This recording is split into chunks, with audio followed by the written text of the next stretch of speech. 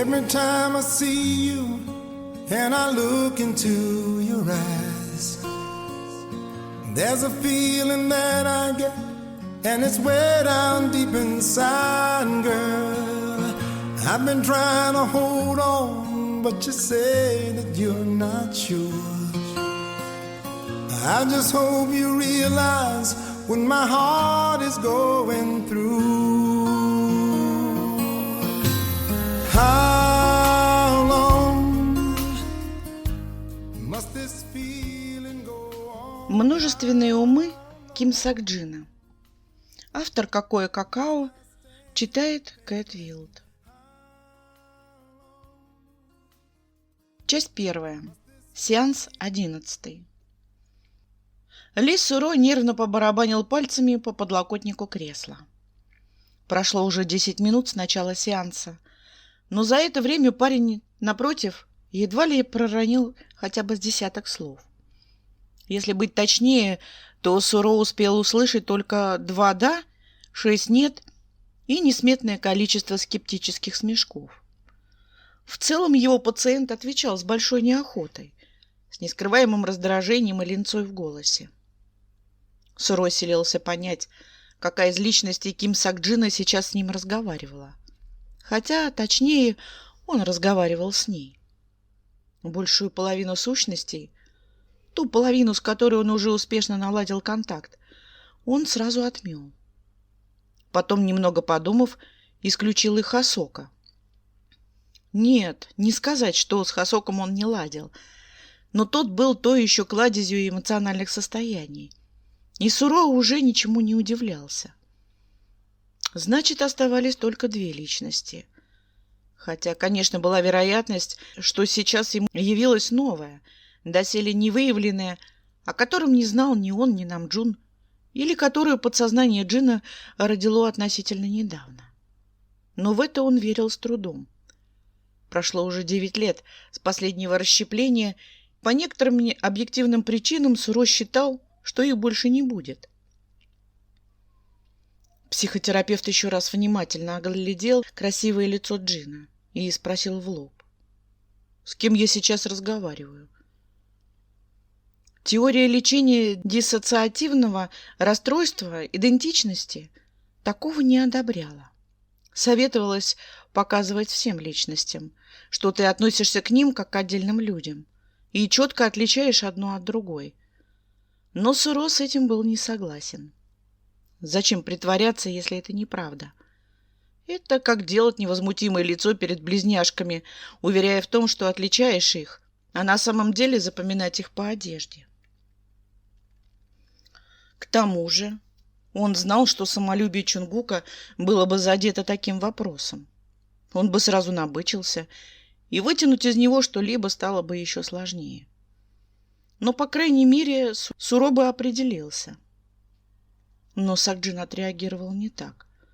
Парень лишь хмыкнул и с равнодушным пожатием плечей протянул: «Вы скажите, вы же тут доктор». У Ли вспотели ладони. «Юнги». Молчание парня подтвердило его догадку. Суро сцепил пальцы в замок, пытаясь скрыть свое волнение. Негоже психотерапевту пациента и свои эмоции показывать. Мин Юнги он видел в первый раз. От других он о нем слышал часто, но за 10 прошлых сеансов тот ни разу не объявился. Сначала Суро было думал, что Юнги был личностью нежелательной, подавляемой другими. Но по рассказам остальных понял, что если кто и подавлял эту сущность, то это была она сама. Если Мин не видел смысла выходить, то просто не делал этого. У Суро сложилось впечатление, что Юнги был своеобразной подстраховкой, с учетом того, как он появился на свет. Надежным запасным вариантом и появлялся только тогда, когда в нем нуждались остальные. И сейчас он был здесь. «Что-то случилось?» «Нет». Юнги снова пожал плечами, и только сейчас Ли заметил, что одно плечо у него было каким-то зажатым и в целом ниже другого. Он с досадой поругал себя за невнимательность. Можно поговорить с Намджуном? Мягко спросил Суро, блефуя. Упускать впервые представшего перед ним Юнги он не хотел. Но если тот не согласится на это предложение, значит, действительно вышел не по случайности или несвойственному ему любопытству, а потому что больше никто не смог. А нет. Парень со скрипом встал со своего кресла. Он горбился, чего Ли не замечал ни за одной из других сторон джина, и поэтому выглядел ниже привычного роста. Юнги, я думаю, нам с тобой следует о многом поговорить, раз уж мы с тобой наконец встретились. А я не хочу с вами разговаривать. Это же Намджун вас нанял, вот с ним и говорите. К тому же он с едким смешком развел руками. Я же вам даже не заплатил. К чему работать бесплатно? Все сеансы оплачены. Об этом не стоит беспокоиться. Не поддался на его провокацию Ли. Кстати, а что вы не берете оплату с каждой личностью внутри таких фриков, как мы? Мы же типа разные люди. Вот бы разбогатели. Нас, конечно, всего 7, но на каком-нибудь Билли Миллигане с 24 сорвали бы куш. У вас есть корейский Билли Миллиган? Нет. Джин мой единственный пациент с расщеплением личности. Суро решил поддержать неожиданно прорвавшуюся словоохотливость Юнги. Значит, так себе вы психолог. Он отошел к стене с развешанными на ней сертификатами. Ли не нравилась эта идея с чисто американским стилем ведения бизнеса. Но его секретарша Джихе настояла на подобном выпячивании всех заслуг и регалий, уверяя, что так он будет выглядеть солиднее. «Я психотерапевт», — не выдержал и поправил его Ли. Но по ухмылке мельком оглянувшегося на него Юнги он понял, что тот ошибся намеренно. «Ох, я еще с ним намучаюсь, да?» Ли Суро выручается. А от министра здравоохранения выдающийся вклад, невнятно прочитал тот. Затем со скучающим выражением лица прошагал к окну. Суро все думал, как бы ненавязчиво вернуть того в кресло. Видеокамера требовательно мигала красным огоньком, снимая пустующую мебель. А Суро нуждался в этом материале для дальнейшего скрупулезного изучения. «Ну, это, конечно, не Чонна Тауэр», — подцокал языком его пациент, опираясь на подоконник. Офис находился на улице Дасан, в одном здании с отелем. И да, возможно, это было не самое впечатляющее место в Сеуле. Но рядом находился знаменитый парк Дасан, в котором Суро любил прогуливаться в перерывах. «Какой этаж?» «4», — с неохотой ответил Ли, предполагая, как кто-то отреагирует. Глупые человеческие предрассудки его расстраивали. Была у него даже одна такая пациентка, которая наотрез отказывалась встречаться с ним в его офисе, именно из-за того, что на каком этаже он располагался. И Суро пришлось выделить для нее половину одного выходного, чтобы специально ездить к ней домой в другой конец Сеула. «А вы не самый умный психотерапевт, да?» — беззлобно сказал Юнги, возвращаясь в кресло. Суро задела не сама фраза, а тон, которым она была произнесена. Он словно просто констатировал факт. «Давай все же попробуем поговорить», — повторил Суро. «Ну, говорите, раз вам охота», — дал отмашку Юнги, откидывая голову. Говорил он на сатуре, что подтверждало историю его рождения. «Я попытаюсь воспроизвести все, что о тебе говорили другие. И если я окажусь где-то неправ, можешь меня поправить». Суро придвинулся ближе, в душе сомневаясь, что Юнги захочет отстаивать правоту тех или иных фактов перед ним. Ему будет просто-напросто все равно. Но язык жестов еще никто не отменял. «Валяйте». Парень указательным пальцем лениво почесал голову. Ты появился первым, когда Джину было 8. Тогда он с семьей переехал из Аньян в Тегу, на родину его отца, и пошел в новую школу. Новые ребята часто задирали его за пристрастие к розовому и слишком красивое лицо. И, как это обычно бывает, долгое время, не получая отпор, начали переходить границы дозволенного. А Юнге отвел безразличный взгляд. Пухлые губы Джина были до неузнаваемости крепко сжаты в тонкую нитку. Ты дрался за него. Суро был прав, и Юнги его не поправил. Терапевт прекрасно знал, что злые мальчишки, хотя никакие не злые, а самые обыкновенные 8-летние мальчишки, были лишь поводом для расщепления сознания Джина, благодатную почву для которого любезно подготовили его родители. Бытует распространенное мнение, что множественное расстройство личностей возникает из-за физического насилия, которому пациенты с этим диагнозом подвергаются с детства. Но это не совсем так. Расстройство идентичности возникает вследствие эмоционального или психологического стресса и насилия, которые, в свою очередь, могут быть вызваны насилием физическим. Но воздействие на психику без физического истязания может быть не менее губительным. Как это и произошло с Джином. Да, его не били, не подвергали сексуальному насилию. Более того, он был окружен любовью больше, чем любой другой среднестатический ребенок. Джин был единственным и поздним ребенком, и поэтому столь желанным, но его появление, которое должно было укрепить их маленькую семью, неожиданно резко разобщило его родителей. Его мать, Ким Сайон, души не чаяла в своем дитя, потакая ему во всем, выполняя любые капризы и пожелания. Она скупала ему целую полку игрушек, стоило пухлому пальцу упереться в какую-то одну, спускала всех собак на матерей соседских мальчишек, когда они по случайности пачкали его чистенькие одежки, и готова была принести весь мир к его ногам, когда его рот опасно кривился в гримасе плача. Отец такого не одобрял.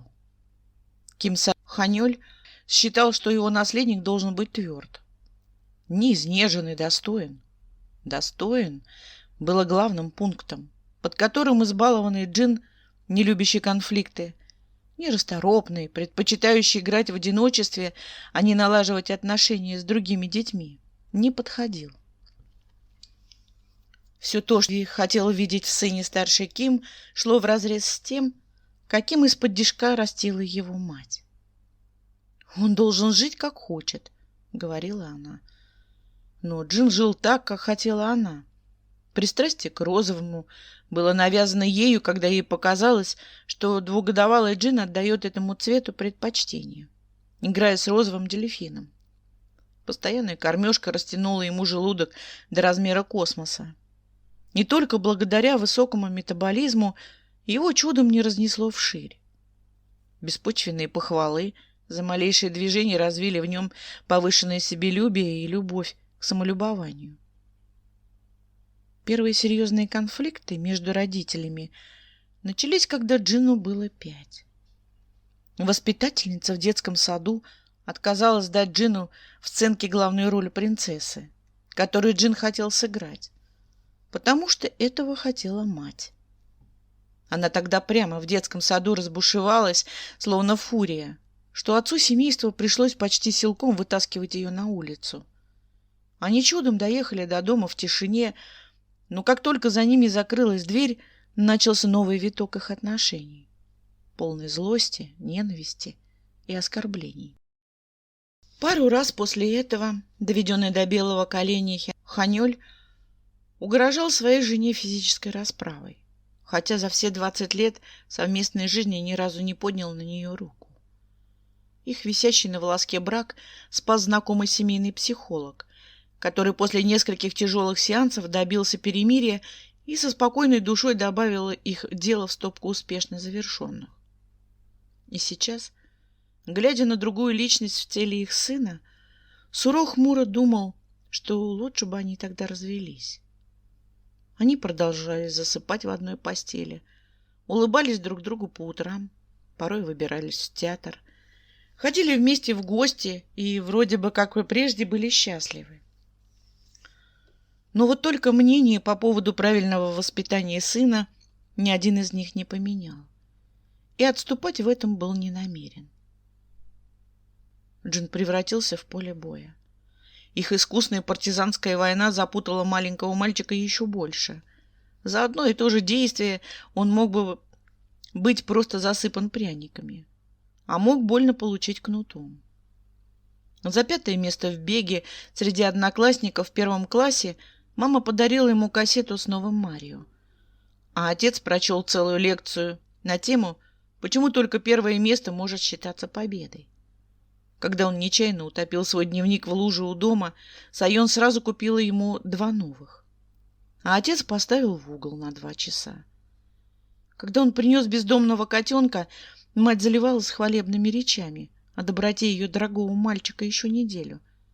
А Ханёль заставил сына самолично утопить животное. Когда тот, несмотря на все усилия Джина выдрессировать его, разодрал его кожаный портфель и исходил на школьную форму. Когда новые одноклассники в школе в Тегу, в которой они переехали по настоянию отца, свято уверенного в том, что город, который вырастил из него самого настоящего мужчину, исправит и далеко не идеального сына, начали задирать Сакджина. Мнения его родителей разделились и тут. Мать уже хотела бежать в школу, ставить на уши всех учителей, которые учат таких балбесов, их родителей, которые воспитывают таких балбесов, и директора, который еще таких балбесов не исключил. Масло уже вовсю в полыхающий огонь ее праведного гнева подливал и тот факт, что мать изначально была против переезда из Аньян, который был всего в 20 километрах от Сеула, что делало их почти столичными жителями. А сейчас, оторванные от привычной жизни прихоти ее мужа, были вынуждены уживаться в чужом городе, полном дикарей на другом конце страны. Ее из последних сил держал в узде Ханёль, грозно настаивая на том, что Джину нужно дать отпор обидчикам самому, как подобает настоящему мужчине, и что не пристало его наследнику еще получить клейму ябеды и маменькиного сыночка. Джин, увязший в своих склоках, больше не понимал, что хорошо, что плохо. Его бросало из одной крайности в другую, а родители самозабвенно тянули его в противоположные стороны, вцепившись мертвой хваткой. Тянули и разорвали. Джин тогда лежал на земле, упав от сильного толчка одного из одноклассников, и прикрывала руками голову от пока только льющихся оскорблений, когда впервые появился Юнги. Джин не хотел драться, чтобы не расстраивать мать, но Джин хотел драться, чтобы не разочаровывать отца. Юнги решил его проблему. Он без лишних слов первым начал назревающую драку, больно мутузе удивленных такой переменой мальчишек. Но нет, Юнги не был дручуном или громилой. На самом деле, по словам остальных личностей, он был щуплым, едва ли выше Чимина. Просто он был отчаянным, колким, злым. Через несколько дней непрекращающихся ответных стычек с ребятами он заработал Джину отнюдь не лучшую репутацию в школе. И его родителей вызвали к директору, что явно было недостойно для сына Ким Хянёля, который сам его на это и подстрекал. После унизительного визита к директору отец игнорировал Джина месяц, лишь одаривая холодными презрительными взглядами. Тогда в одной из драк ты и повредил плечо. Суро кивнул на его зажатое тело. Но сейчас травма чисто психосоматическая. С чего бы? Юнги вскинул на него угрюмый взгляд. Оно до сих пор болит. А у остальных нет. Значит, травма психосоматическая. Вы давно в теме раздвоения личности? С сомнением спросил пациент. Порядочно. Личности, может, и разные, но тело одно. Неужели? Ладно. Мы примерно одной комплекции, возраста и пола. Но как вы объясните уживающихся в одном человеке ребенка и, например, взрослого мужчину? В зависимости от того, кто занимает сознание, сила человека меняется. Это все психологические барьеры. Ты когда-нибудь слышала о женщине, поднявшей автомобиль, который придавил ее ребенка? Это просто адреналин, с неохотой ответил тот. Возможно. Но даже для выброса адреналина не многовато ли 1,5-тонная машина для обычной женщины? Ну, может быть, такое, что ей вдруг удалось на миг расширить границы своего сознания. Как это происходит у людей с диссоциативным расстройством идентичности. Момент перехода из одной личности в другую. Человеческий мозг уникален, в это я верю. Но также я верю в то, что если человеку отрубить ногу, то она не отрастет. Какие бы потаенные ресурсы мозга он бы не задействовал. Тело есть тело. Как-то странно сравнивать отрубленную ногу и вывихнутое плечо. У тебя плечо болит. У других личностей нет. Значит, болит не тело. Болит твой разум. Не слишком ли вы прямолинейны для психотерапевта? Спросил Юнги, хмыкнув. Его поза едва заметно обмякла, словно он вдруг расслабился, словно ему начал нравиться их разговор. «Не так часто говорят», — поддержал его настроение Суро. «Не удивляйтесь, если через несколько месяцев останетесь без работы». «Хорошо, спасибо за участие». Он наклонил голову в шуточном поклоне. Оставшееся время сеанса они провели практически в дружеской обстановке. Обменивались колкостями и разговаривали на пространные темы. Но почему Юнги вышел сегодня к нему, Суро выяснить так и не удалось. Часть 2. Сеанс 12. Через 3 дня в пятничный сеанс к нему пришел Намджун. Суро узнал его по походке, стремительной и неуклюжей. Он хмурил брови, думал о чем-то своем и забыл с ним поздороваться. Лишь сел в кресло и сказал. «И извини, что не пришел в прошлый раз». Про это Ли хотел узнать. «Ничего, я был рад познакомиться с Юнги. Что тогда случилось?» «Наверное, ничего страшного». Сомнение в его голосе было слишком явным. На Тэхёна неожиданно сильно накатило. Суро хотел было спросить, что именно накатило, а потом прикусил язык. Как он мог забыть? Должно быть день рождения вот уже полгода покойной бабушки Джина, которую особенно любил Тэхён, было как раз в этот понедельник. Он часто упоминал, что ее день рождения у него ассоциировался с началом цветения сакуры. На предыдущих сеансах Суро специально затрагивал больную тему его недавней смерти с каждой из личностей, и все, включая Джина, отзывались об этом достаточно смиренно. И только Тэхён настораживал его своей реакцией. Мне с ним поговорить? Забавно. Но будь на месте Намджуна сейчас кто-то другой, включая самого Сакджина, Суро бы даже не спрашивал разрешения, а лишь настойчиво попросил освободить сознание для другого. Но с Намджуном он считался. Тот был личностью лидирующей, и то, что Джин сейчас пребывал в относительной гармонии с собой, насколько это вообще возможно с его 6 другими сущностями в голове, было заслугой именно Намджуна. «Думаю, стоит». Все так же неуверенно согласился тот, бегая взглядом по полу.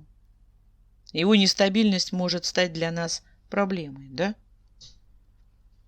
Суро не успел ответить, как Намджун сморгнул, и его лицо после замешательства, продлившегося несколько секунд, преобразилось.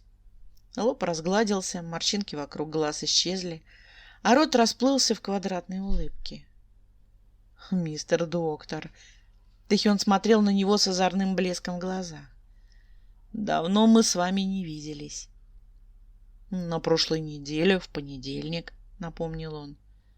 «Говорю же, давно», — закивал парень, вскакивая с места. Он подбежал к окну и начал попеременно прижиматься к противоположным сторонам проема, пытаясь увидеть за краем больше, чем было возможно. «Что ты высматриваешь?» — мягко начал Суро. «Пытаюсь уговорить Намджуна переехать в этот район. Например, вон в то здание». Тэхён ткнул куда-то. «Зачем вам переезжать?» «Он поближе к вам». Он обернулся, моргая наивными глазами. «Будем соседями». «Я здесь не живу, только работаю». «Да?» — Тэхён завис. «А где вы живете?» «Боюсь, я не могу сказать», — как можно дружелюбнее улыбнулся Ли. «А боитесь, что я Чимину скажу?» — Тэхён захихикал. Суро не понял, при чем тут Чимин, но основной причиной отказа было им самим установленное правило разделять работу и личную жизнь. Как бы ему самому не хотелось вплотную изучить уникальный феномен расщепления личности, он сдерживал свои порывы. Смешно, но в первое время ему самому хотелось переехать к Сакджину, чтобы наблюдать за ними все 24 часа в сутки. Ведь если он станет их другом, то не сможет помочь Джину. А если говорить в частности, то Тэхёну бы он свой адрес сказал самому последнему. Уж слишком быстро и болезненно крепко тот привязывался к людям. «Пойдемте в парк». Парень подскочил к нему и начал теребить край рубашки. «Что?» На миг Ли растерялся. «В парк». Тэхён снова вперил странный палец Джина в сторону окна. «У нас сеанс». «Вот там и продолжим. Мы же только и делаем, что разговариваем. Какая разница где?» — конючил его пациент. «Нет, мы отнюдь не просто разговариваем». Он был готов продолжать сеанс на улице, так как знал, что никакого продолжения не будет. Стоит им выйти, и это превратится в обычную прогулку с просто разговорами. Никакого лечения. Никакой пользы это не принесет. Но сейчас ему было важно, чтобы Тэхён ему открылся. И поэтому он решил пойти у него на поводу. «Хорошо. Только если ты обещаешь, что это в первый и последний раз, и все остальные сеансы будут проходить в офисе». «Обещаю», — даже не подумав, выпалил Тэхён. Он выскочил за дверь, помахал Джихе за стойкой и крикнул: «Догоняйте!» Вот еще. Суро перекинулся парой слов с удивленной секретаршей, надел пальто и, не торопясь, вышел на улицу. Тэхёна и след простыл. Ли двинулся в сторону парка, надеясь, что пациент направил свои нетерпеливые стопы туда же, а не просто-напросто слинял. Он вспомнил их с Тэхёном первую встречу, когда он грешным делом подумал, что перед ним ребенок, хотя Намджун и озвучивал его возраст ранее. Тогда Тэхён вместо приветствия и знакомства зачем-то изобразил ему кусок танца последней песни Тара и угостил леденцом. А потом, не скрываясь, изучал его любопытным взглядом весь сеанс, в конце которого вынес вердикт: «Вы мне нравитесь, мистер доктор». История его появления была не такой радужной, как он сам. Когда Джину было 14, скончался его отец. Неожиданно за 2 дня до Нового года. Хотя, скажите, когда смерть, если она не от затяжной болезни, не бывает неожиданной? Джин тогда словно впал в оцепенение на несколько дней. Он не впускал остальных, уже существовавших на тот момент 4 личностей, в свое сознание. И даже Намджун, всегда имевший над ним власть, не смог к нему пробиться. Мать запретила ему скорбеть, аргументируя тем, что этого бы не хотел сам Ханёль, который всегда желал видеть в сыне только силу и твердость характера. Но Суро подозревал, что женщина просто по привычке даже после смерти мужа продолжала делать все ему назло. И Джин сдерживался. Когда они срочным рейсом из Пусана, где они жили в то время, прибыли в родной город отца Tego, в котором по завещанию Он хотел быть захоронен. Во время похорон, когда его черный гроб с его отцом опускали в яму, во время поминок, когда родственники выражали слова скорби и называли его наследником. Но когда перед сном к нему зашла бабушка, мать его отца, чтобы пожелать спокойной ночи, и с невероятной нежностью погладила по спине, Сакджин не выдержал. Он не хотел плакать, чтобы не разочаровывать покойного отца, но он хотел плакать. И Тэхён решил его проблему. Он родился тут, в объятиях сердобольной старушки, которая потом прожила еще 2 месяца, окруженной любовью, предназначавшейся не ему. А сейчас она ушла из его жизни. Когда Суро вошел в парк, на него откуда-то сбоку буквально налетел Тэхён, чудов не испачкав мороженым, которое держал в обеих руках. «Это вам!» Он протянул рожок с желтым пломбиром, а с зеленым съел уже наполовину сам. «Сырное. Хасок Хён выбирал. Он такой любит». Суро осторожно попробовала мороженое. Соленое и сладкое одновременно, такое же неоднозначное, как и сам Хасок. «А у тебя?» Он кивнул на его руку. «С васаби?» Тэхён залился счастливым смехом. «Такого не бывает. Что вы? Это киви. Хотите попробовать?» Он стал тыкать ему в лицо покусанным рожком. «Нет, спасибо». Вежливо отказался тот, удивляясь, почему мороженое с васаби показалось тому смешным, а с сыром нет. Тэхён пожал плечами и танцующей походкой направился вглубь парка. Он остановился напротив памятника Ан Чхан-Хо, выпрямился, заложил руки за спину, повторяя позу монумента. Постоял пафосно с минуту, представляя себя борцом за независимость, и продолжил путь дальше. «Ах, какая погода!» Парень плюхнулся на первую попавшуюся скамейку и потянулся. «Чимин говорит, что он тоже хотел бы с вами погулять. А еще сказал, чтобы я вам этого не говорил. А еще он говорит, чтобы я не говорил, что он соскучился по вашим сеансам». И Тэхён хитро улыбался. На миг его лицо побагровело и стало рассерженным. А потом снова вернулось шкодливое выражение и характерная улыбка. А краска стала стремительно спадать. Суро чуть не выронил мороженое, когда увидел эту секундную метаморфозу. Это же был Чимин. Первый раз он видел такую быструю смену личностей. Но что послужило ее причиной, ему было неясно. Возможно, его терапия давала плоды, а, возможно, это просто было в рамках особенностей Тэхёна. Тэхён и вправду отличался от других. Он мог обращаться к остальным личностям так, будто они сидели прямо у него за плечом, когда как даже самым сильным Намджуну и Чунгуку приходилось глубоко и надолго уходить в себя, если они хотели переговорить с кем-то другим. Для Тэхёна же это было легче легкого и со стороны выглядело как образцово-показательная шизофрения. Но в свое время Суро решил, что диагностировать ему шизофрению было бы неверно, так как голосами в его голове являлись другие личности, человека с диссоциативным расстройством идентичности, и просто занес в его дело быструю коммуникативность с другими сущностями. Хотя он подозревал, что каждый из остальных 6 мог наладить такую связь между друг другом, если бы у них было желание делиться личным. У Тэхёна было. Он щедро транслировал свою жизнь остальным, тогда как другие в те нечастые моменты захвата сознания отчаянно пытались прожить ее самостоятельно. Это было типично для расщепления личностей, почти каждая из которых считала себя отдельным человеком, страдая от осознания того, что это совсем неправда.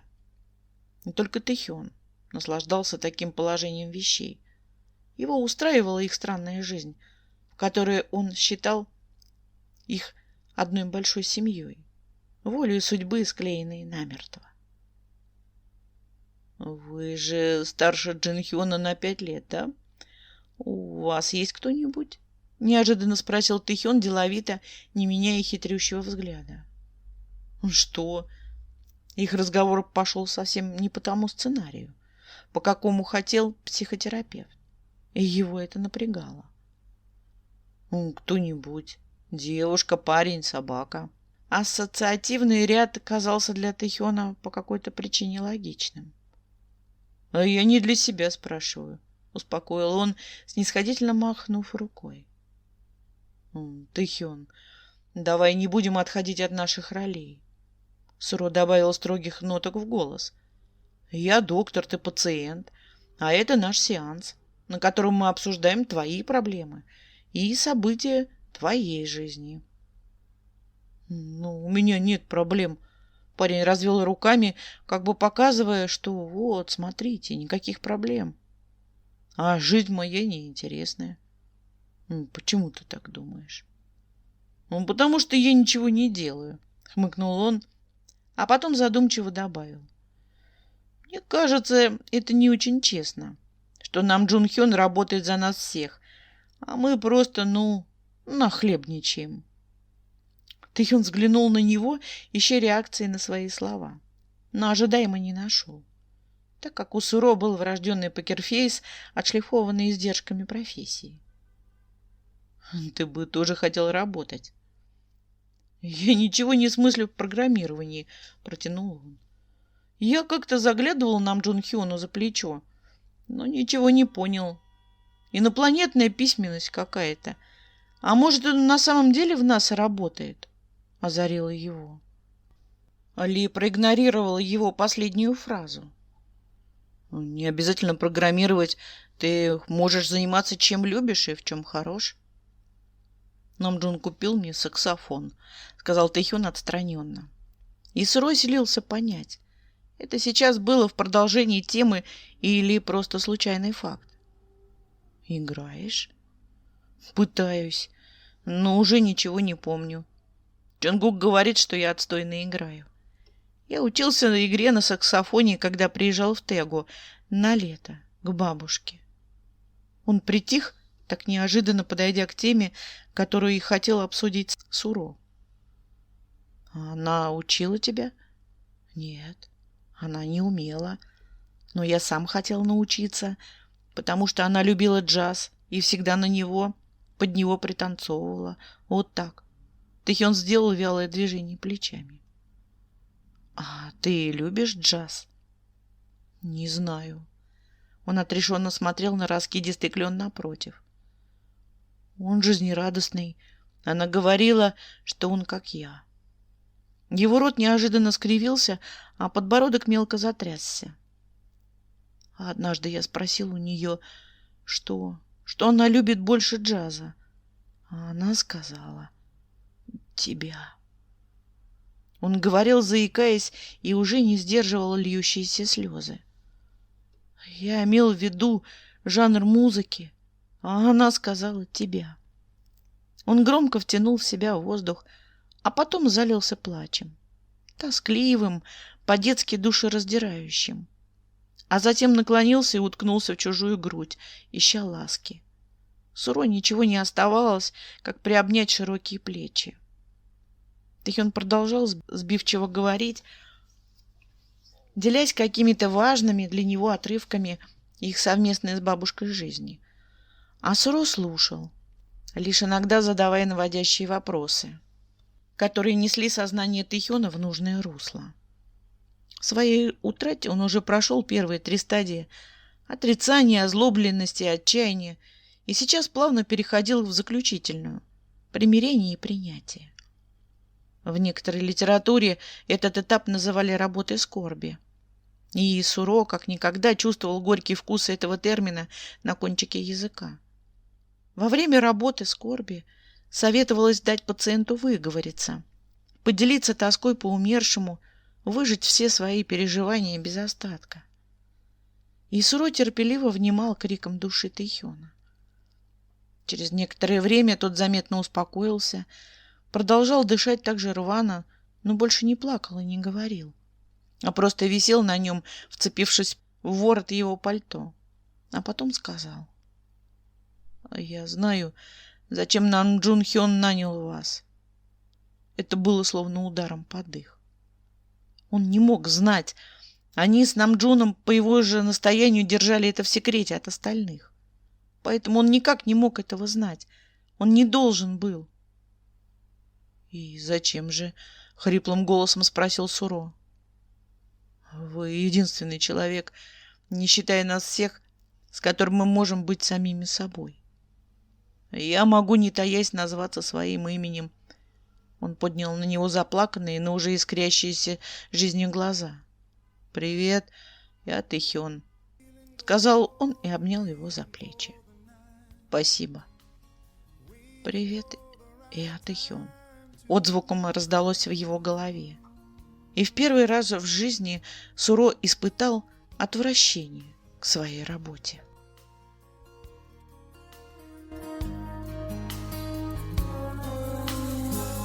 I know all about the hurt and the problems in the past. I know why you're scared of love, 'cause you think it just won't last long. Well, I'm here to tell you what I'm saying is all true. There ain't nobody else in life that can take the place of you. How long must this feeling go on? How long must I stand the pain? And how long must this feeling go on? Waiting for the night, waiting for the right time to run. Why can't we just run away? Oh, run. A place where we can be alone and nobody finds us. Run. Can we both just run away? Oh, run. Girl, I can't wait to have you.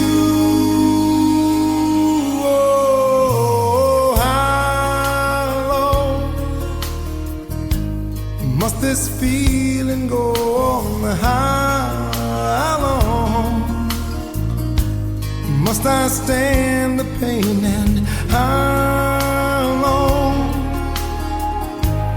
must this feeling go on? Waiting for the night, waiting for the right time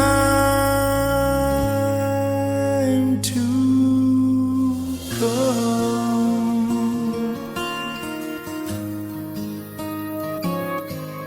To come.